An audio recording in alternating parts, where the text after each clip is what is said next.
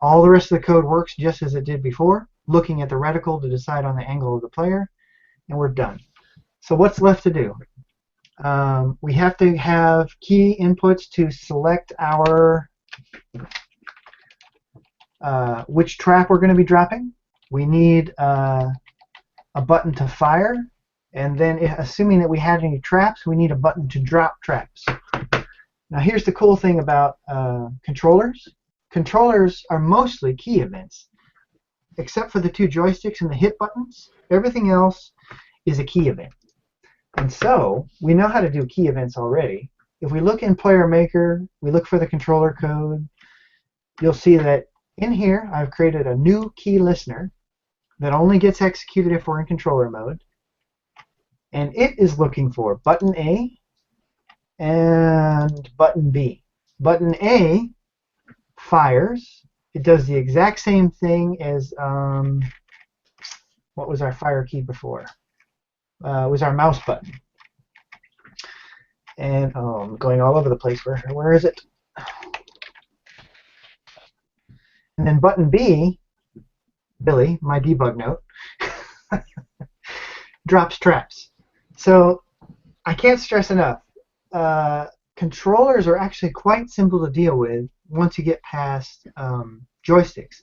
So if you're looking to integrate a controller into your game, and you can get by with buttons and D-pads, then you should do that, because the D-pad events, they're all buttons, they're all keys. So are all the A, B, X, Y, and the hip buttons, the little, not the analog ones, the triggers, but the little hip buttons. Let me show this again. So on your controller, what is wrong with mine? Okay, there we go.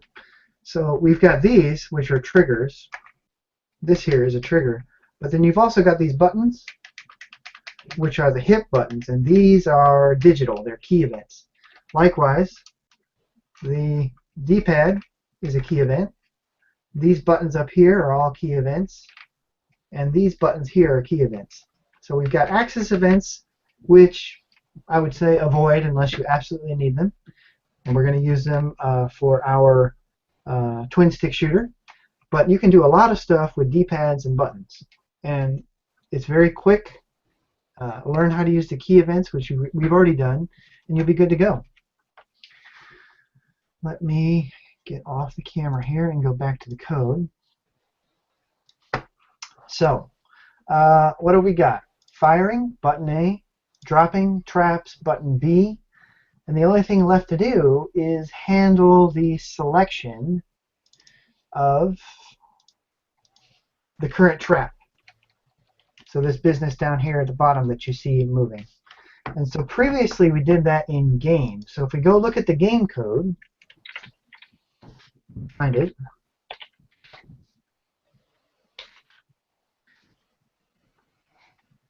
You will see, I apologize for this. Yes, here I got super lazy, because at this point I didn't want to write separate code for the keyboard and the controller. So right now I'm running the controller mode, but if I hit the tab key, that still works. So if we look in game code, we're going to see this little key listener right here on line 326. And this key listener says, is the game running? Are the layers still valid? Yes, yes, yes. Okay, what key did you hit? Did you hit the tab key? And did you just release it? If you did, select the next HUD. That's just a little helper function in this code. And so hit the key, release, select the next HUD. Hit the key, release, select the next HUD. So instead of separating this out, I just said, oh, I got to get this code done. And I'm pretty sure that if they're using the controller, they're not using the keyboard. And really, who cares? Let them use the tab key. So I said, okay, listen for the tab, but also listen for button X. Button X is the little blue button that you just saw a minute ago on my controller. So here I'm hitting the tab key, but then I can hit button X and I get the same result. So at this point, we've mapped axis events to a separate runtime event that I then dispatch, and we've mapped that runtime event to moving the reticle, and to telling the player that it's time to move or not time to move. We've mapped button A to firing. Let's kill this guy so he doesn't kill me. And we have mapped button X to selecting the current trap that we can drop. And then I don't have any traps. Why don't I just get some here real quick? Get some.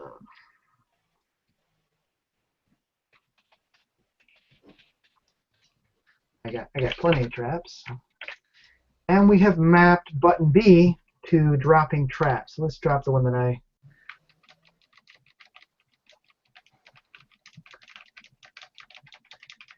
And our game is now functional with a controller. You know, it took me just about as long to tell you how to do this as it did for me to code this up. It's kind of sad that way. Once you've done this a couple of times, you'll find that it's quite easy. Again, most of the events are key events, and you need to look at the gamepad code that I've given you. I'm still seeing your code. So if you're playing the game, oh, there it is. It finally came up. Oh, you didn't see the game? Well, it was just on my end, probably. It'll probably come out all right on the recording. Oh, well, that's no fun. Let's do it again then. See, that was supposed to demonstrate the awesomeness of having 100 spike traps and being able to do this. Well, I see them on the screen now. Yeah. It's kind of laggy over here, but... Yeah, it's a laggy over here, too. I can hear you clicking, but I don't see anything. That's okay. Go ahead. Let's get a couple of these guys going. All right, go get them. Woo! I'm sorry. This is my favorite trap. It's the Hunt and Destroyer, I tell you. The leaf trap is just awesome. You make a whole game just out of that. That's right. The whole game's about leaf traps. But what I wanted to say is the one thing, if everything I said today was confusing and a little bit odd, whatever, the one takeaway is go look at the gamepad.lua code and walk through the on-axis listener, which is my function, on-axis. I could have called it axis. And step by step, print out or dump out the things that I'm grabbing here to see what's going on. But if you're going to work with axis events, I strongly encourage you to do a technique like this where you gather the axis events and then you use them. People who try to use the axis events as they come in individually will find themselves frustrated. Again, because you only get one axis event at a time. You get the X portion or the Y portion. And individually, they're only so useful. Really, they become useful together. So better to have some code, maybe not exactly like mine, but some kind of code that packages those events together so that you can use the values simultaneously, the X and Y. I find it unlikely that, I mean, having trouble even imagining a case where you would care about only the X-axis, because typically by the time you graduate to using a joystick in your game, you're doing some kind of action game or something that requires both axes, either for movement or aiming or something like that. So I hope that makes sense. Well, I think